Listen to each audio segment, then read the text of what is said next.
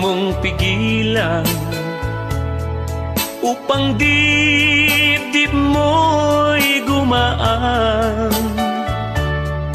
Narito lamang ako, umiyak ka lang giliw ko, luha mo'y papahiran ko. Cry, huwag mabahala, di ka na iba sa aking magtiwala. Ano man ang iyong problema,